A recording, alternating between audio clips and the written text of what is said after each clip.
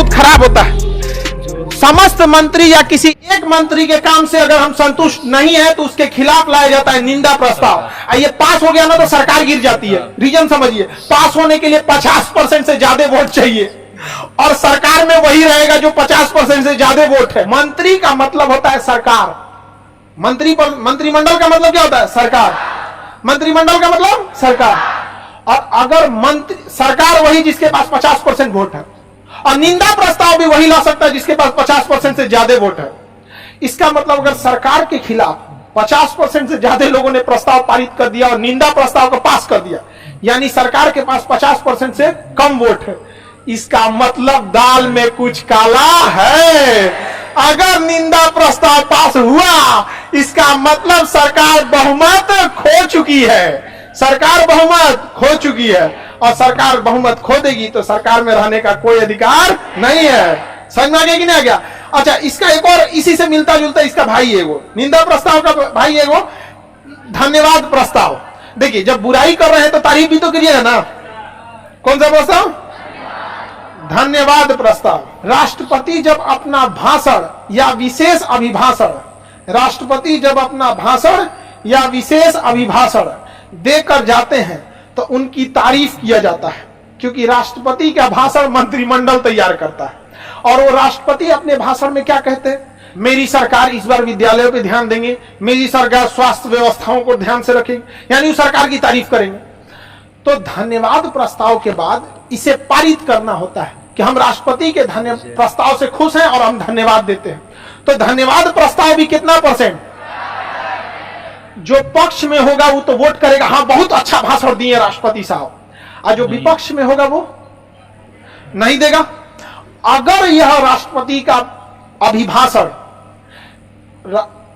धन्यवाद प्रस्ताव द्वारा 50% से कम वोट पाता है, इसका मतलब सरकार अल्पमत में आ चुकी है।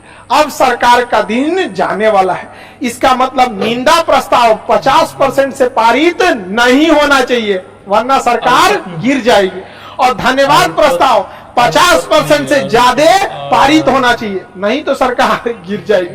अब खुद से सोच के देखिए ना, सरकार अगर अपनी निंदा नहीं बचा पा रही है, इसका मतलब सरकार के पास 50% से कम वोट है, 273 से कम है। जब 273 से कम है तो आपको सरकार बनाने का अधिकार, सिंपल है कि नहीं है?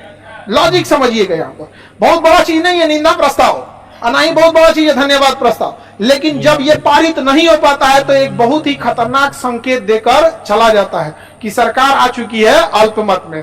अब एक्टिवेट हो जाएगा विपक्ष कि आहा बाबू आजा, निंदा प्रस्ताव पास हो गया, मतलब गया तुम अल्पमत में।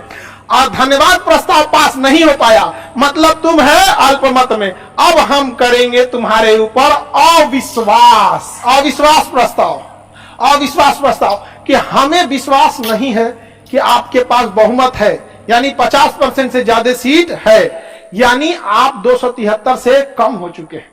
अब हमें आप पे विश्वास नहीं रहा, विश्वास टूट गया, अब आप साबित कीजिए। तो अविश्वास प्रस्ताव कौन लाएगा? विपक्ष। कौन लाएगा? विपक्ष। जब उसे आभास हो जाएगा कि सरकार किसमें आ चुकी है? अल्पमत में। किसमें आ चुकी है? अल्पमत में। अल्पमत में आने के संकेत क्या होते हैं? निंदा प्रस्ताव पारित हो जाना, धन्यवाद प्रस्ताव में 50% से कम वोट आना, यही सब लक्षण है। कैसे जॉन्डिस का लक्षण है आंख का पीला हो जाना, ये सब देह और का पीला हो जाना, ये सब है कि नहीं है? वैसे इसके भी लक्षण है। तो अब विपक्ष लाएगा अविश्वास प्रस्ताव।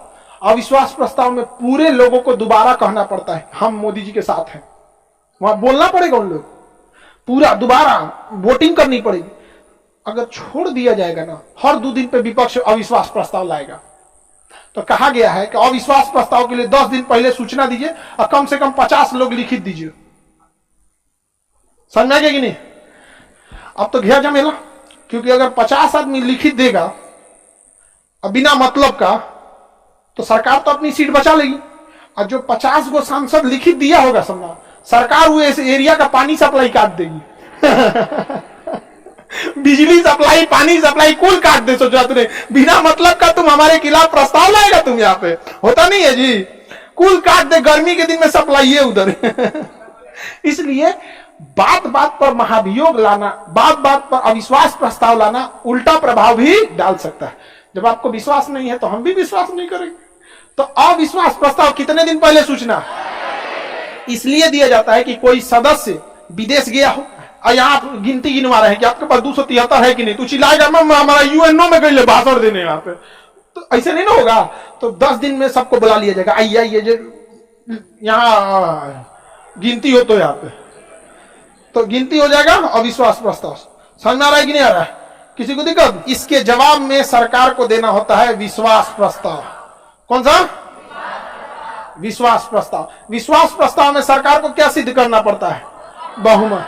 बहुमत कितना होता है? 50% से ज्यादा। वर्तमान में कितना है? 273। इसी को हम लोग बहुमत कहते हैं, इसी को विश्वास मत कहते हैं, इसी को फ्लोर टेस्ट कहते हैं। क्या कहेंगे? Floor test. समझ में आ गया कि नहीं आ गया? किसी को कोई दिक्कत? तो सबसे खतरनाक प्रस्ताव जवाहरलाल नेहरू के विपक्ष में जेबी कृपलानी ला दिए थे कि हमको विश्वास नहीं है, लेकिन जवाहरलाल नेहरू बचा ले गए थे सरकार, कहे कि नहीं हमारे साथ तो सरकार है। समझ में आ गया कि नहीं आएगा? क्योंकि जब देश नया नया आजाद हुआ था ना, तो कांग्रेस को पूरा बहुमत था, जिसके रीजन भी थे, क्योंकि देश में ने इतनी गुलामी देखी थी कि पहली बार जब देश के लोगों को लगा कि हम कहीं भी घूम सकते हैं बिना पूछे कुछ भी, तो लोगों को लगा कि वाह बहुत अच्छा है। अब हम लोग की जरूरतें बड़ी हो गई हैं। जैसे बचपन में कोई रिश्तेदार आपको 5 रुपया दे देता था तो ऐसा लगता था यही देवता है। निंदा प्रस्ताव में भी सरकार जाएगी, धन्यवाद नहीं पास हो गया तो भी जाएगी। सरकार को विदाई करने के लिए अविश्वास।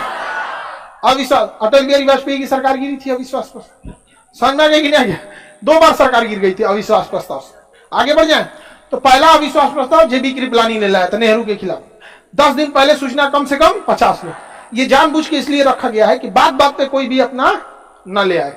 बिना बात पे आप सरकार के खिलाफ ले जाइएगा, बार बार मोदी जी के खिलाफ अविश्वास प्रस्ताव ले जाइएगा, फिर दिक्कत आप ही को होगा। हाँ, अरे आपका जिला का तो व्यवस्था हो जाएगा वहां पे दूसरा राज्य घोषित हो जाएगा।